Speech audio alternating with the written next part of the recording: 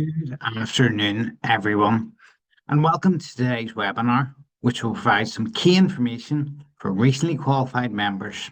I'm Mark Lawther, and I'm the Vice Chair of the Ulster Society, and I'm delighted to introduce today's webinar. It's designed to help recently qualified members to get the most out of their qualification. This will focus on CPD requirements, career advice, and really importantly, networking and mentoring. Personally, I've got so much out of my qualification from an early stage when I got involved in the Ulster Society YPG committee, which of course is now called the ACA Professionals. Getting involved in this allowed me to expand my network massively, both professionally and personally. I really encourage you all to see your membership as so much more than a professional qualification. It is a springboard to your future career and it's yours to build. Our speakers today will give you plenty of insight into how you continue your career journey on the right foot using the resources of the Institute and the Ulster Society. I'd encourage you, no matter what your post-qualification route looks like, to grasp the opportunity with both hands. So with that in mind, I'd like to introduce Catherine Devine. She's the convener of our ACA professionals, and she's going to MC the rest of the session today. Over to you, Catherine. Thanks, Mark. Good afternoon, everybody, and thanks again for joining us. This afternoon will be hopefully very insightful for you all. Just to give a bit of an introduction to myself, I am Catherine Devine. As Mark says, I am the convener of the ACA Professionals Group for the Ulster Society, and I am a manager within Hill Valley Chartered Accountants. To give a bit of an introduction to myself, I as well have been very involved with Chartered throughout my student journey with them and throughout my membership journey. I qualified in 2020 and joined ACA Professionals not too long after. I was lucky enough to become convener of the ACA Professionals in June 2024, and I hope we'll have some engaging and insightful events coming for you in 2025. To give you a background on ACA Professionals Group, it is a platform provided to help the career development and professional networking for all members of the society, but particularly those in their early stage of their membership, typically within their first 10 years post qualifying from your training contract. We aim to provide, as I say, insightful events, networking opportunities that will ultimately help you develop your own career, to develop a network around you, and to provide a supporting atmosphere and environment where we can help as we can. As Mark said, today's webinar will provide some information into CPD and the membership services that are there to be availed of, and hear from some great members who are going to share their journey with Chartered Accountants Ireland. Now, I'd like to welcome Sinead Fox-Hamilton and Jason McIntosh to speak a bit about their development within Chartered Accountants Ireland. Hi, Sinead, Catherine. Jason, how are you? Good. Hi, Catherine. Hi, everybody. So if you would like to just briefly introduce yourselves and your journey with Chartered so far. Well, I jump in first there. So, Go ahead, thank you. So folks, I'm Sinead Fox-Hamilton. Background-wise, I trained in Big Four, and then I actually moved into industry after qualifying. So I spent a year out in Bombardier. Really good experience, really easy transition actually from practice into industry. So that's a great bonus with having the qualification. And after a period in industry, actually then transitioned into banking. So spent just shy of 3 years working in a banking portfolio management role. Again, an easy transition. That's the beauty of the qualification, being able to seamlessly move across different sectors. And thereafter, I went to speak to a recruiter just to see, what else is out there. You get curious at that stage of your career. And lo and behold, she offered me a job. So before you know it, overnight, I became a recruitment consultant. And that was also quite a seamless transition, I suppose, coming from the point of view that I had lived and breathed experience at that stage working in practice, industry, banking. I was going into a specialised accounting and finance role. So it left me in a good position to be able to understand, I suppose, the needs in terms of skills and better support clients, if you like. So I worked as a recruiter for 4 or 5 years, and I have been at the Institute now for the last nearly 7 years. Time has flown, and my role now is a little bit unconventional, not a traditional accountant by any stretch. I am showcasing the profession, talking about it day and night. I'm obsessed with it, just the value that it can bring to someone's career, their CV, and I love that showcase role that I have. So kind of like a commercial development marketing role out at schools, universities, and working with employers to grow the number of sponsored training opportunities. So all things chartered, that is me. So I suppose that's a whistle stop tour of my own career journey. Great, thanks, Sinead. And Jason, then do you want to pop in with yours? Sure, can do. So good afternoon, everyone. So my name's Jason McIntosh. Currently, I'm working for a company called CPD Technology, based here in the Northwest. I look after our global external reporting and our technical accounting functions. So I've been with Seagate for about 7 years now, although it feels about 6 months sometimes. Previously, I was responsible for the UK and Ireland accounting teams here before I moved into my current role. So going back to university, I studied law at Queen's, and then not knowing what in the slightest I wanted to do with my life, I did a master's in corporate governance and sort of stumbled into accountancy that way as a non-relevant student. So I've been through Cap 1, Cap 2 and FE exams, the full suite. Joined the audit team in Deloitte in Belfast in 2011, and I qualified in 2015, which I guess means that I'll be 10 years qualified this year, which is scary. And I was a manager in audit before I decided to make that move into industry in early 2018. When I was at Deloitte, I worked with sort of smaller companies right through to multinational clients, and then learned an awful lot through my training contract, and also learned an awful lot through engagement with the institute. And I think we'll maybe talk about that a little bit more. In terms of my institute involvement, I've stayed engaged with the Ulster Society right through training contract, through the Student Society, and had a lot of great fun through the nights out with the Student Society and so on. And then also when I made the move into business, I really stayed engaged, and it was really beneficial in terms of that networking and CPD piece, the two things that Mark mentioned at the very start. Currently, I'm the convener of the Chartered Accountants in Business subcommittee of the Ulster Society. Brilliant. So two very, very different pathways in and two very different pathways out, of the training contract. But based on a couple of things that you said there in your journey, could you tell us a wee bit about how Chartered Accountants Ireland network helped you navigate in your careers? Yeah. Yeah, Sinead, do you want to start off Go on there? ahead. Thank you. And one thing I probably neglected to say was maybe some of the involvement I had, which is maybe a segue into answering this question as well. So I was that person that remembers being in the induction, and the student chair got up and talked about what the student society was. I was clueless, hadn't a baldy. I'd come in through a law route as well, Jason, and it kind of was brand new, kind of fell into the career. But I was really intrigued by the fact that there was this social side to the profession, because we do get a bad old rep, that we're boring. We all have heard it. And I was the person that stayed behind to ask questions to the student chair. And before you know it, the night's out, I was signed up part of the committee and went on in my FAE year then to chair this student society. And I got hooked. I got absolutely obsessed. Loved just the value that it brought to me personally, but also professionally. And I went on then to what was YPG, Young Professional Group, or now ACA Professionals. And was part of that committee, went on to, pardon me, chair that, went on then to the Chartered Accountants and Business Committee, because I'd went out into banking and recruitment, and went on to chair that committee. I was also on the conference committee, I was on the communications committee, and went on to main committee before I had to leave to move into being a staff member of the Institute. So I was kind of in everything but the crib, and I loved it. And to be honest, it really helped me navigate my career. In fact, what I would say is the qualification stands on its own 2 feet. The skills that you develop will absolutely open you up to a career right across business. It is a business leadership credential, and I always talk about that when I am showcasing the program. But it's more than just that qualification, and Mark touched on that, I suppose, at the outset. You've gained also exclusive entry to this business network that I don't think maybe we appreciate as much as we should. And you're gaining a lifelong career partner with an abundance of resources available to you. Example supports, which I'm sure we'll hear more about today from Karen, the likes of the mentoring, the career coaching, then the network, the events. We're so lucky in Ulster to have the Ulster Society. It's probably the most active society on the island, and there is a whole suite of activities, initiatives for all stages of our membership, from student level right through. And for me, I don't think I would be in the role that I have now, but for actually getting involved in I suppose, the local society. I was accidentally building up an area of my CV just by volunteering and loving all of that.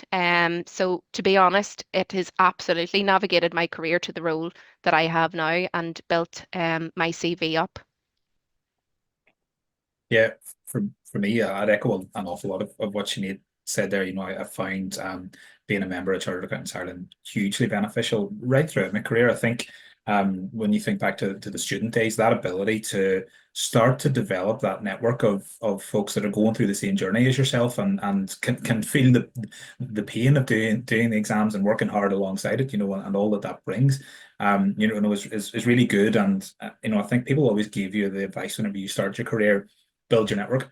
And I think as you go through your career, you actually realize how important it is to have built that network young.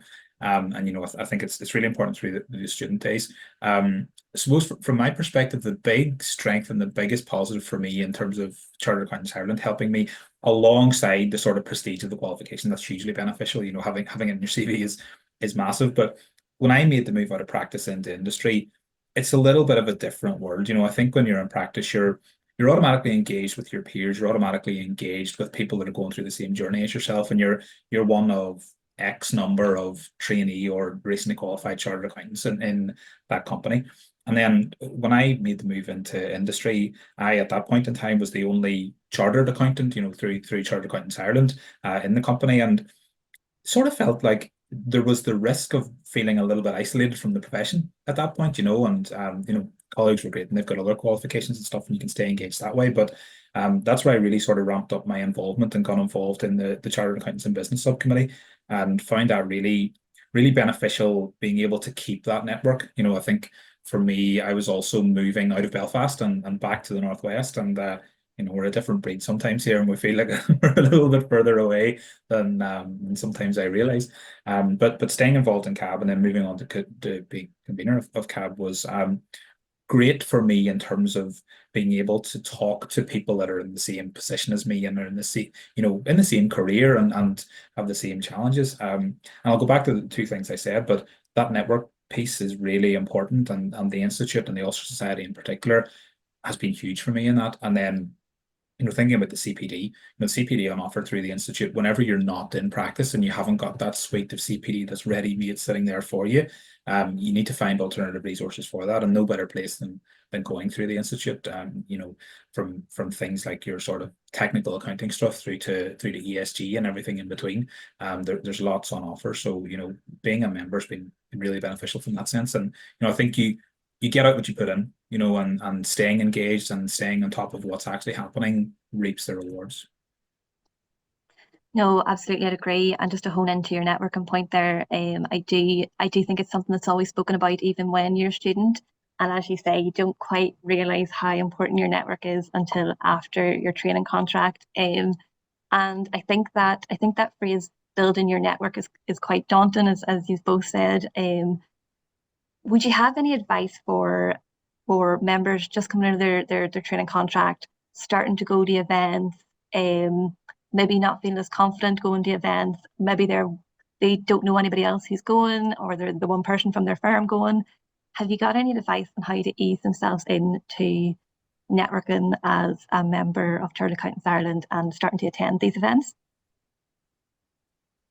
I don't mind jumping in there. What I would say is that word networking, and you've sort of were calling it out as well, Catherine, it feels so stuffy, it feels so daunting.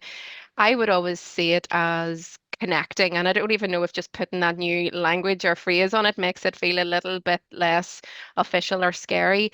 But what I would say is we are a really, really friendly bunch. We're all humans at the end of the day. I think networking can feel like you're going to almost like an interview or something, and everybody is, uber professional form, and it's very, as I say, stuffy. Come along. The amount of people that are new to come to every event. I've been to many's event by myself in my time, and you feel slightly uncomfortable, but what is it they say? You have to feel the fear and do it anyway, and you have to step out of your comfort zone to get I suppose, the benefit and reward on the other side. At the Ulster Society, I know all too well, they're only too happy to welcome new members in and welcome new faces. And there's so many people there wanting to have conversations and build their network, shall we call it. And you will absolutely make friends out of coming along to these events. Like genuinely, some of my closest friends are guys that I've met in the Student Society, the young professional group. And please don't think if you didn't get involved in the Student Society that you can't just jump in as a young professional, or indeed in years to come if life is busy for you now. It has to work for you. The doors are open at any stage. And if you know, it pays dividends to think, you know, we can all keep our blinkers on, head down, and just focus on our own career.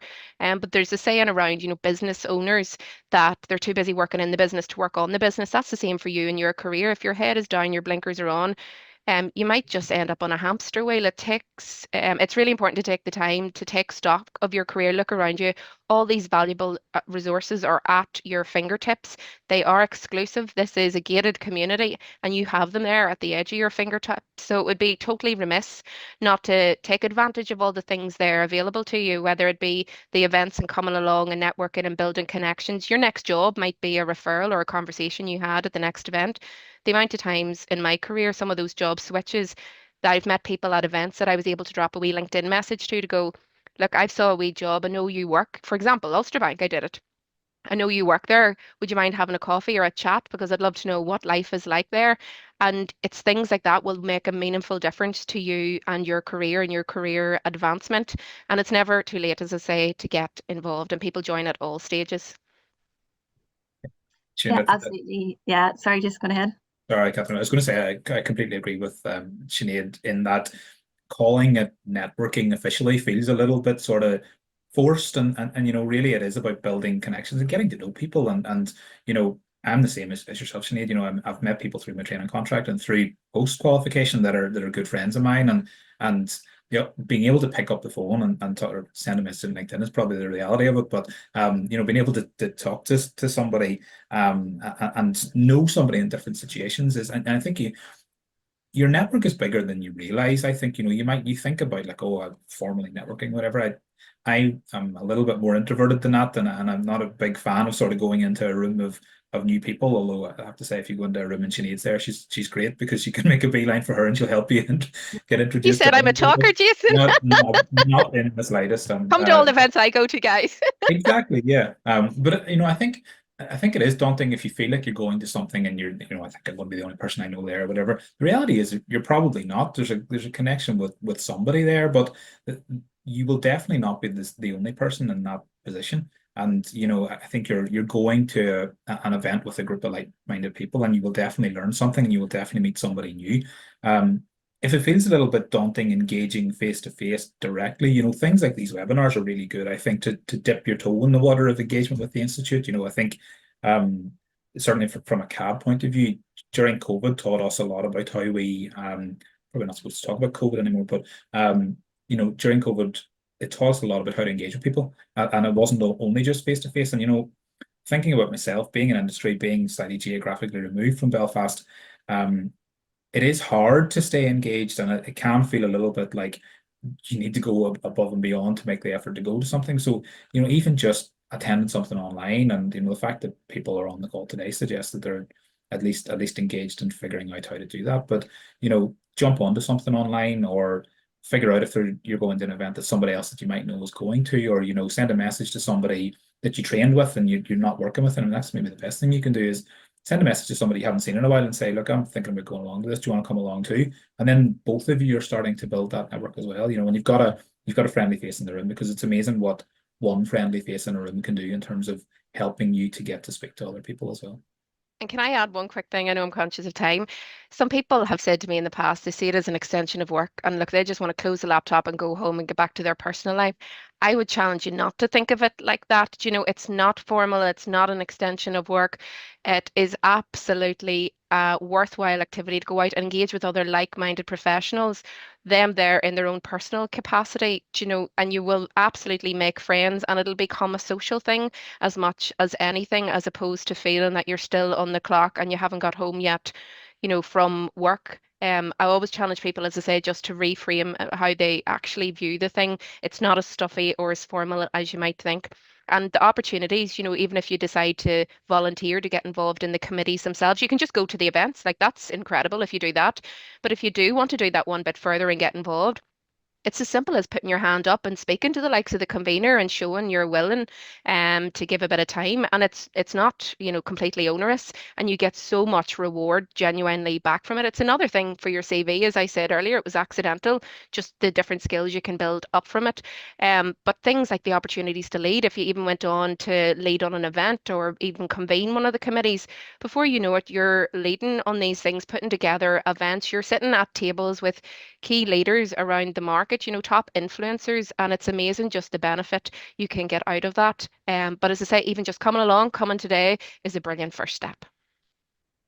No, definitely. And one point I definitely want to hone in on, Sinead, is if you weren't involved in any student committees, yes, please don't deter that from getting involved once you're a member. I actually wasn't involved in any student committees for various reasons and busyness and all the rest. And I didn't start to join them till after I qualified. So please don't let that deter you from getting involved. Look, thank you so much. It's really great to hear how much Chartered has influenced your careers and sort of drove your pathways. To finish off, before we ask any questions from the audience, is there one key takeaway that you'd like to add to the guys as one piece of advice going forward for their career development? I maybe would just very quickly echo what I said earlier about don't be so busy pedaling away in your career and hoping for the best and letting the wind blow you. I know we can all get busy and life is super busy for us all, just the nature of the world, but do take time to reflect, take stock, and remember, you're part of a membership now. A bit like if you're part of your local, I don't know, football club or golf club, whatever it is. If you're a member and you're paying membership fees, you want to get something for it. So why would you not engage with all of those things that are there readily available to you? And you're very spoilt being in Ulster because it is a really active and supportive committee. So absolutely, top tip, get involved. You won't regret it. Yeah, Thanks, I Sinead. mean, we've talked about that networking bit, but maybe just something slightly different for me is, make sure you focus on continuous development. CPD sometimes feels like something you need to do to support the qualification, but especially earlier in your career, so many opportunities to learn new things. The world's constantly changing, and there are lots of new things to learn all the time. A lot of stuff you need to learn is on offer through the Ulster Society CPD offerings. But I think you need to be open to actively seeking improvement areas and helping yourself become more rounded as a professional, and I think early in your career, focus on that and think about that and don't leave it too late to do that. Somebody gave me the advice once about, sort of treat your brain like a sponge. Whenever you're new to a role or you're recently qualified, that's a good way to do it, is absorb everything you can, even if you don't think it is directly relevant for you now. You're building that sort of well-rounded experience. So every day is a school day is probably the cliche way of saying it, but you need to be learning something new all the time. And can I add quickly onto that, Jason? At the Institute here, I suppose if I'm wearing my Institute hat, and I know Joe will be speaking later, if there's things you want to learn about that you don't see in our programs or whatever, like we're members just as much as you are. So speak to us, let us know what it is that you'd like to see more of. And I know Catherine will no doubt be taking polls and feedback later, but certainly if I'm wearing my Institute and I cross over into Joe's world, if there's things you want to learn about, certain topics, areas, let us know because we'll absolutely put them together for you. And as Jason says, every day is a school day, and it's so important to keep a really agile mind and keep our skills fresh. No, definitely. Very words of wisdom there, I think, from both of you to take. Look, guys, before we move on, I just want to say if you have any questions, particularly now for Sinead and Jason, just pop them in the chat box and we will be able to answer them as we're going forward. But no, Jason, Sinead, thank you so much. There's some really good tips there, and building confidence and building network is just something that will come with time. So I suppose to reiterate on everything we've said, give yourself the time and space to build that confidence and put yourself out there to help get there. And there'll always be a friendly face in the room to help you out. I would just give it a quick minute to see if there are any questions, but if not, sure, Sinead or Jason can maybe pop on a bit at the end if any pop up. Okay. Sure. Thank you. Thank you so much, guys. So next up then, we are going to be hearing from Joe Carroll, who is going to come on and give some information on CPD and some brief requirements throughout our membership. Joe, up to you. Hi, Catherine, and hi, everybody. Thanks for having me here today. So first off, thank you. Good afternoon, everybody, and thank you for having me here. My name's Joe Carroll, Head of Professional Development, and I really just want to talk to you a little bit about CPD, what it is, how you plan for it, why it's important, which you may know a lot of it, but when we were planning the session, we thought it was probably a good thing to refresh and clarify some points around that. So why, what is CPD? Um, Very often, I suppose people are confused by different terminologies and wondering why it matters, what they need to do. I suppose I would say to people that it's really important in a profession that's changing as much, that's as fast paced as as this is, that you do need to stay up to date. That very quickly what you have learned in your studies can become outdated. And really, CPD ensures that you're staying ahead of the curve, that you're enhancing your employability and really demonstrating a commitment to excellence, which I think is the hallmark of a professional. Was to remember that clients and colleagues that see you keeping up to date will have more trust within you. And look, an example that I'd often think of is if you were to go to the doctor and they were about to operate on you upon you, and you found out that they hadn't engaged in any training since qualification. I think our trust levels would probably take an impact at that point. And lastly, of course, it is a CPD requirement. There are rules around that, and there are consequences if people aren't up to date. But it's not something that I would say to be keeping to people should be overly concerned about. But it is there in the background. What is CPD? So let's start at the basics. It's about it's an ongoing process of maintaining your competence. It's a structured approach to lifelong learning, and it is that lifelong element to it, that it's continuing on through your career. And I suppose that it is matching to your career needs at any given point in time, and that's really important to think about. That it's connected to your career and the competence you need to deliver within that career at the point in time. So often people would think, well, if I was to continue on and my role was to evolve and I was to move into a managerial role, then do I need to maintain core finance skills? The answer is actually no, not unless finance is still part of your role. We would have a huge number of members who would have moved into roles like HR and HR managerial roles. They're into education. What would be relevant to them would be potentially education. What would be relevant to the managerial cohort would be management. So that's really important to remember, that what you need to do is what is for the job you're holding now. If you were in a managerial role for a number of years and then you took back finance responsibilities, you would at that point want to make sure that you were competent to take back those finance responsibilities. And at that point, you would need to look and see what development you need to undertake.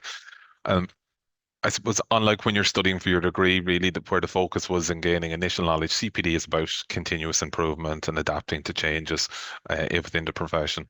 And the Institute offers you a number of approaches that you can follow, which I'll take you through as well. So there's the input approach, output approach, and the combination. And I suppose whichever approach you take, I would suggest that you follow that kind of simple diagram that's there, that you plan the development. So you look at what you need to do. So that what I was suggesting earlier on, that you're looking and going, okay, so what is the role I'm doing? What's the role I'm doing? Maybe for the year ahead, and what can I anticipate? So if you're in a finance role, it's like, well, what standards do I anticipate changing? What legislative things I anticipate changing, and they may guide the CPD that you need to do. Then you do something. So you do something, some activities, undertake something. Once you've done those, I suppose maybe towards the end of the year, you're wrapping this up, you reflect upon it. Did those activities that you did meet the needs that you had?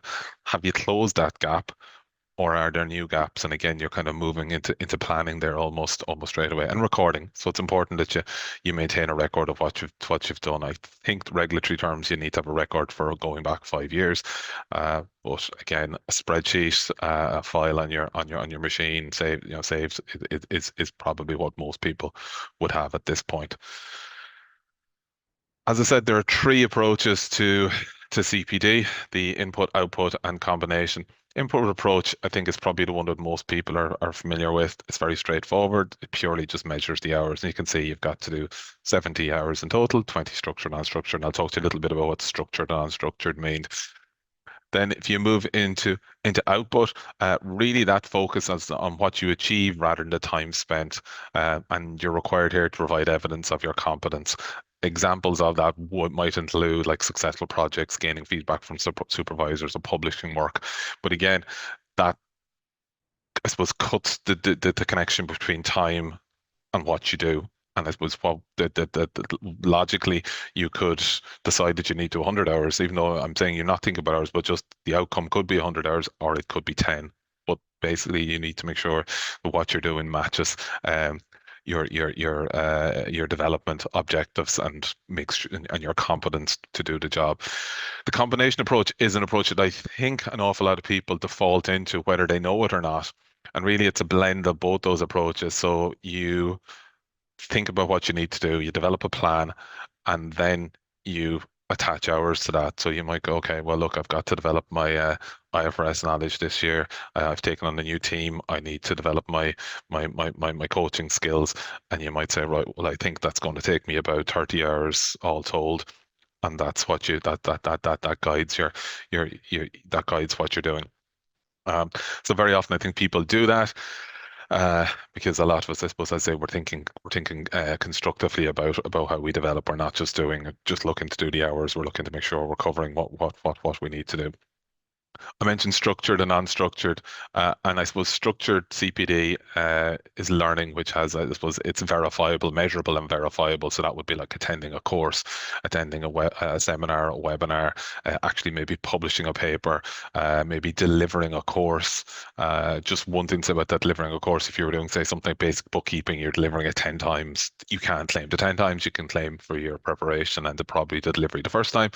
And then unstructured is, I suppose, informal, which is not you're not necessarily, it's measurable but not verifiable. So that could be home study, it could be work on a project, it could be reading, it could be watching videos, but it should be relevant to your role, relevant to what you're doing. And I think the guidance is that something like about 25% of it should only be about reading. So just gives you some sense that there is a baseline there with that.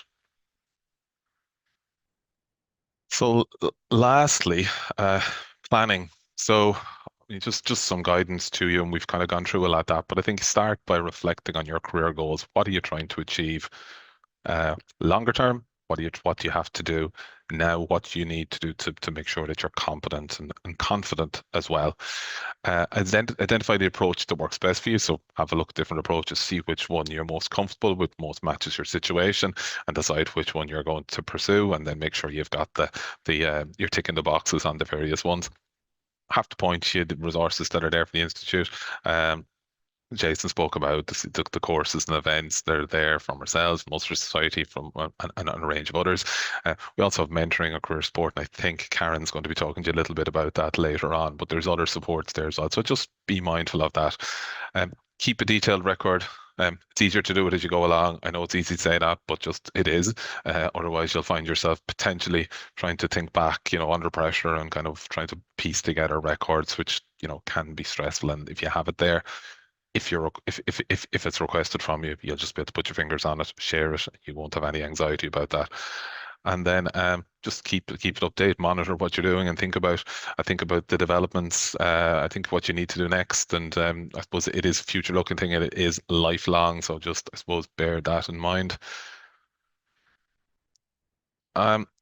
Finally, look, this is very skimming across the surface, and really just wanted to open your eyes and give you a general overview.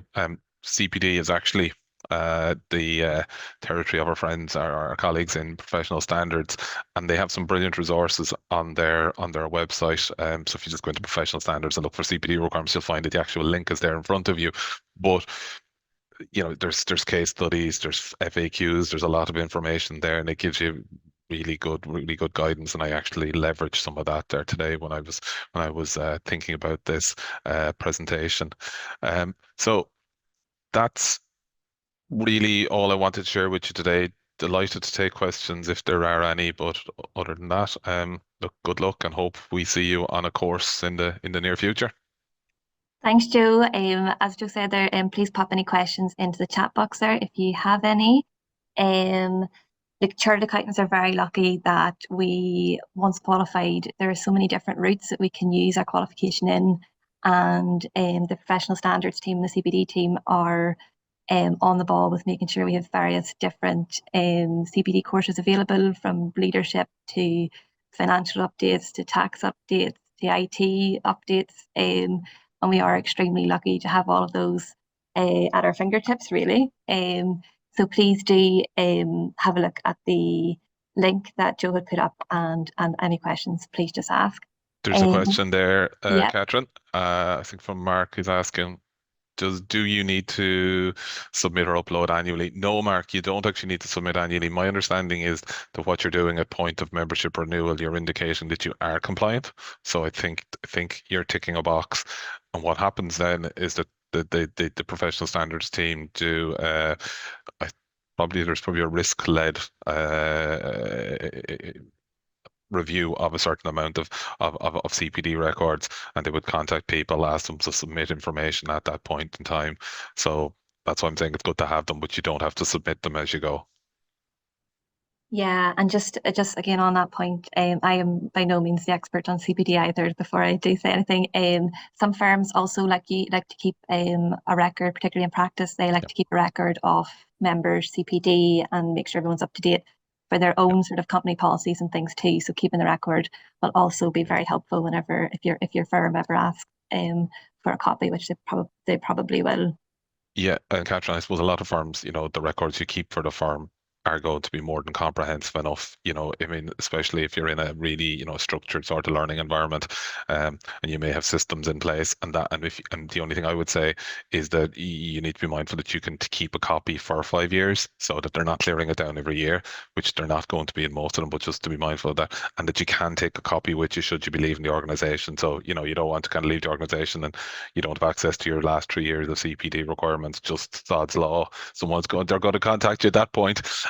But I think that's just the two things I would say. And lastly, and I think just something you said reminded me, if you are in practice, there are potentially specific requirements around practice, just some things to be aware of that I would have a look on the professional standards side. But like if you're in regulated areas like audit, tax, investment business, insolvency, there are some specific requirements, but that's probably relevant to a minority, but it's just something to be aware of, that there can be some additional CPD requirements around that too.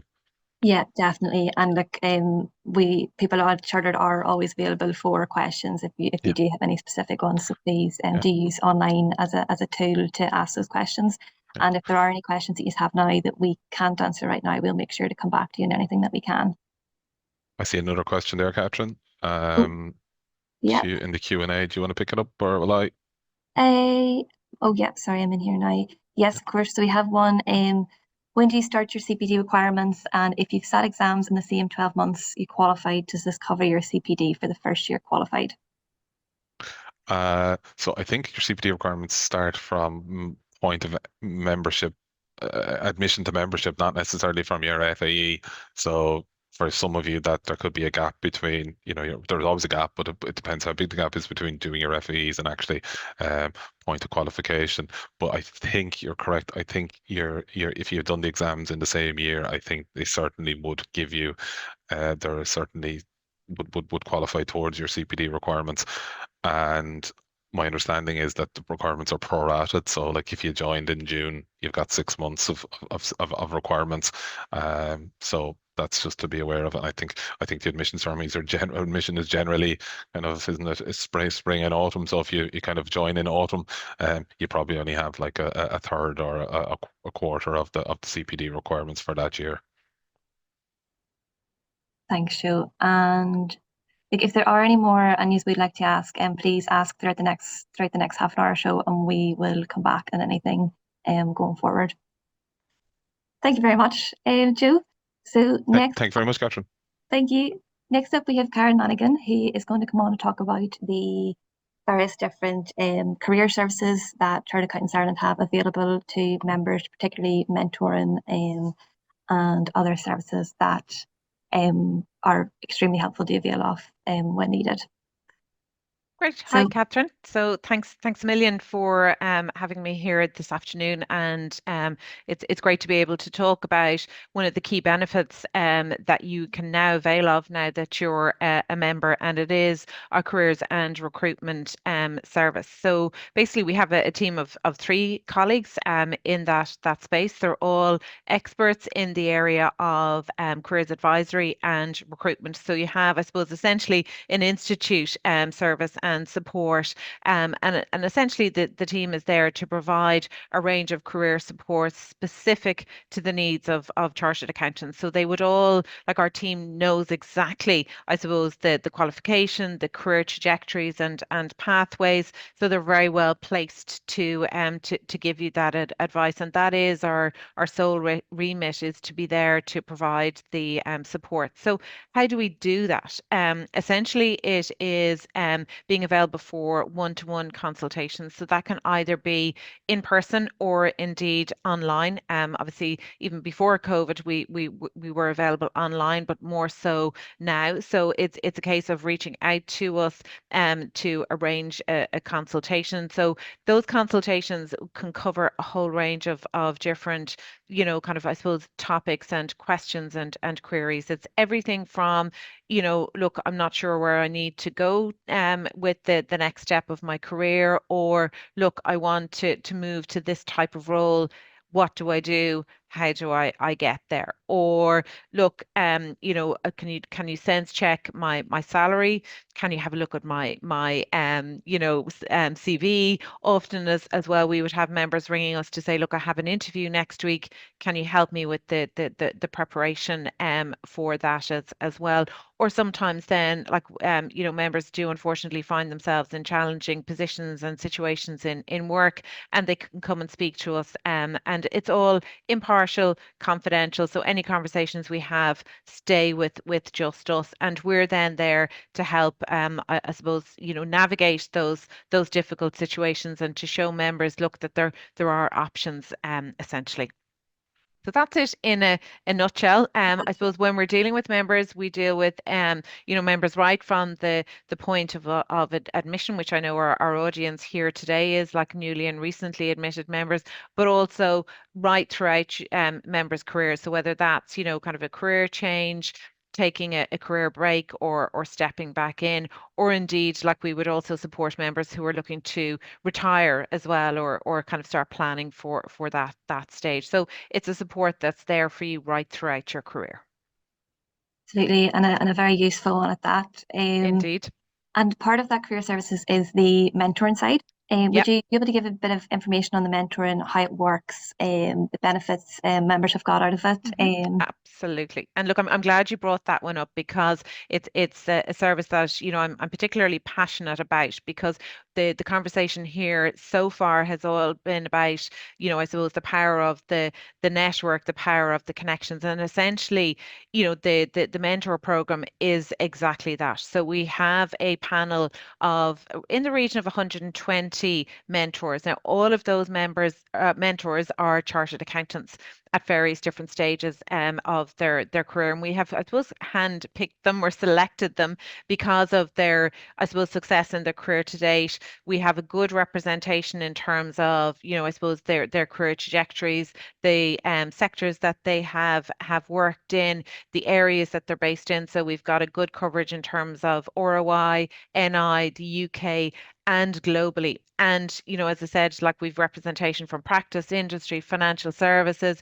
We're always adding new mentors to that listing, as well as, I suppose, new areas pop up. So we would have mentors in there that have very specific experience, say in terms of AI, or, other new and emerging areas. So for example, like ESG and sustainability. So you have a full list of, expertise essentially to tap into And again, it's a way of connecting in with the members, shall we say. So basically, you can go online and you'll see, just to give you a sense of how it works, you'll see a listing, a confidential listing of those members and their profile. So what you do then is you contact myself or a member of the careers team to say, look, I'd be really interested in connecting with whatever the mentor is. They all have a reference number. So you might come to me, Catherine, for example, and say, look, I'd like to be connected with mentor A24, for example. So what we would do then as the team behind the scenes is that we would connect you with that mentor. Now, we would also like to understand what it is you're looking to get from that relationship so that we can make sure that you're well equipped and set up and ready to go into that relationship. And then we would do likewise with the mentor as well to kind of explain to them that, look, Catherine would like to engage with you and these are her core objectives from the engagement. And then it's up to yourself and the mentor to have those conversations. And that can be over a period of a couple of weeks. Other times it's a couple of months. It's really up to the member themselves as to, I suppose, how that journey kind of evolves, because each member is slightly different. Some may, get the benefits that they need after one conversation. Others may need numerous conversations, and that's totally fine. So in terms of the benefits, obviously, as I said, you're accessing that knowledge and that experience base of other experienced chartered accountants who will be that step further along their career. So you're learning from their experience, their insights. They'll be there to give you independent guidance, and it's often helpful to get somebody who has an independent perspective, and that will give you that feedback that can be really, really helpful. They can also act as that sounding board for you as well, because sometimes it's nice to kind of offload, I suppose, if you're a bit stressed, to kind of say, look, I'm really not sure where I'm going, just to be able to speak to somebody who isn't going to judge, but who is there to support you and who will give you guidance. They'll give you new ideas, and it can be very motivational to know that you have somebody who is invested in, your future and wants to be there to help you, because all of the mentors are giving of their time, but all of them want to do that as well. They're all in that space of wanting to give back to the profession, so you can benefit from, their desire to do that, and I suppose to leverage their experience essentially, Catherine. No, definitely. And I can speak from experience, having a mentor can be invaluable to your career development. And 100%. yeah, as you say, even the soundboard, having somebody there with that knowledge and expertise behind them that you can just sort of Indeed. have a conversation with, it can take a lot off your shoulders as well. I think it can definitely take a lot of pressure off your shoulder. And you mentioned there that with the mentoring program, it could be one conversation or it could be, extended. Is there a particular limit or anything of how many conversations you might have? There aren't, and that's really down to the, I suppose, kind of agreement that you would have with the mentors as well, and how the conversations go. Like what I found before is that you might initially have 2 or 3 conversations. You might have stuff then to go off and work on, or you want to try out some of the advice or guidance that you've been given, and then you might come back and reconnect with the mentor again in a couple of weeks or a couple of months' time. But we don't put any parameters around it, because we're very conscious that each individual relationship or each individual member's requirements are slightly different. So there's no particular time boundary on it at all. And once you have that relationship established, it can run for as long as you might need that. And once the mentor is happy to do so, and for the most part, they're more than happy to keep that going on an ongoing basis. Brilliant. And even that each sort of mentoring is personal and specific to a person, so that in itself is invaluable, there is a real personal element to it. And absolutely. you have spoken about access to services. There's a lot of information, confidential information on the website, and then reaching out to yourself. That is the best means of communication. Yeah.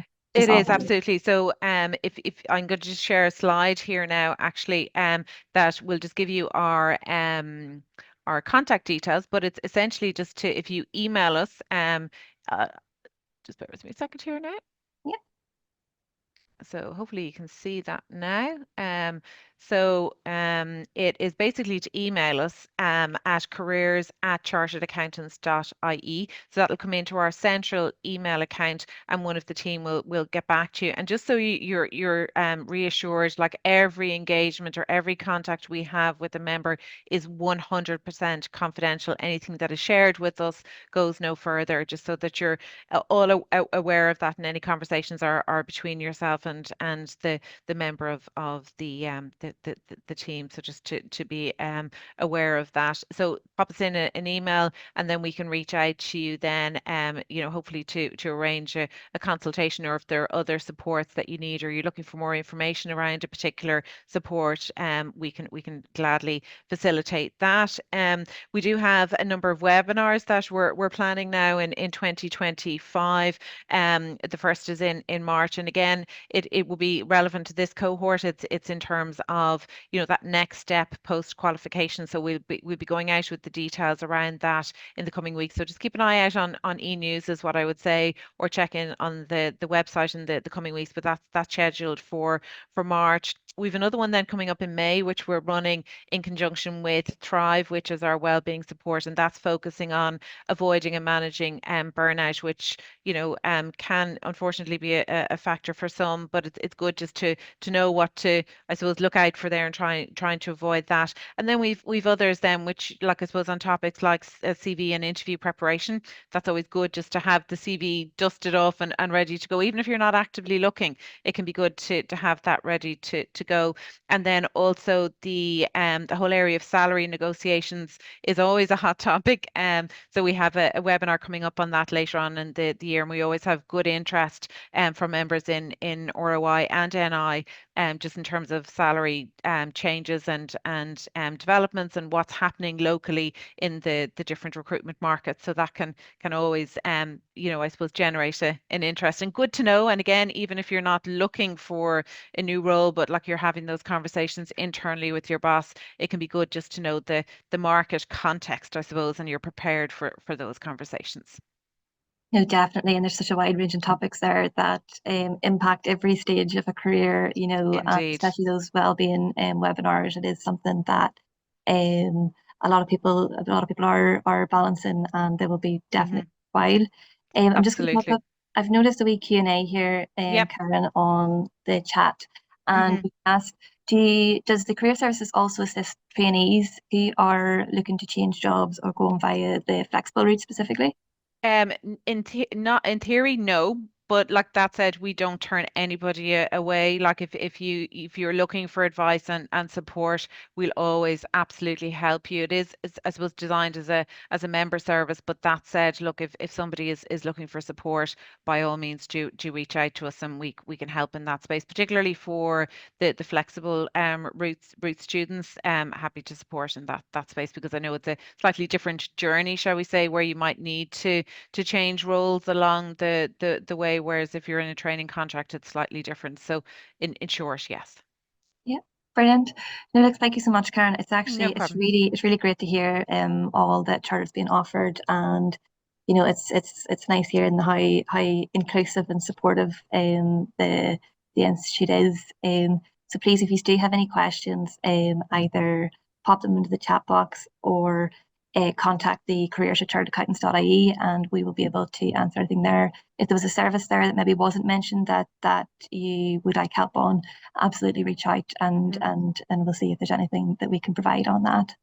Absolutely. Or if there's any ideas or suggestions around topics for webinars or career related webinars, I'm happy to receive those. Just pop me an email, and like we can look at touching on that in a webinar or as part of another webinar. So always open to ideas and suggestions from members. Thank you so much, Karen. No problem. Thanks, Catherine. Thanks everybody else as well. Look, thank you so much for everyone for attending. It's been really great to hear from Jason and Sinead on the specific networking and career development and pathway that Chartered has helped them with. From Joe, CPD is something that is required from us all as a member of Chartered Accountants Ireland, and it's extremely useful to hear from him on those specific requirements and some details. And Karen, thank you. It's really great to hear about the support that's out there from Chartered Accountants Ireland. Like this webinar, we had decided to build to not only provide you guys with some details of what the Institute and the membership offers, but also to engage with you guys to make sure us as a society, as an institute, and particularly as ACA professionals, are providing events, webinars, and insightful information that you guys are looking for, that you want to hear. And we are extremely open to hearing your feedback on what types of events you would like to see. With that in mind, we do have a quick poll that we would like to share to get some feedback from yourselves and to hear about the types of events that you would like to see from us going forward. Hopefully a poll has popped up on everybody's computers now. So if you wouldn't mind taking just a couple of minutes to fill in the survey, we are specifically asking questions around our preferred types of events. As a group, we like to mix between social gatherings, quizzes, or speaker-led insightful events. So please let us know which ones you would like to prefer. Also, if there's any informative events that you would like to hear, or if you prefer the social nature of event. We are all very aware that times of the year can be busier than others. So we're asking questions just around what times would suit you to attend an event, particularly what days and what times. So if you can wouldn't mind just scrolling through the poll to answer some of them. One area we are also conscious of is a lot of our events are Belfast City Centre held, and we'd just be open to hearing from you guys to see if there are any other areas that you would like to see the events. And again, look, if there is anything that's not popping up on the polls or our feedback survey that you would like to see, you can pop it in the chat box or reach out to Chartered directly, and we can have a look into providing those events. While you're filling that out, I'd just like to say all of the ACA professional and the Ulster Society events are all put on social media platforms, particularly LinkedIn and Instagram. If you would like to keep up to date with these events and to hear what's going on, please do follow the social media pages, and we have lots of events planned for the year ahead. So please keep a watch out for any of them. And will we, close the panel there now. Look, guys, thank you very much for joining us this lunchtime. I hope you find it insightful and helpful. And I'd just like to reiterate, if there's anything else you would like to know, please do get in touch. Thank you very much.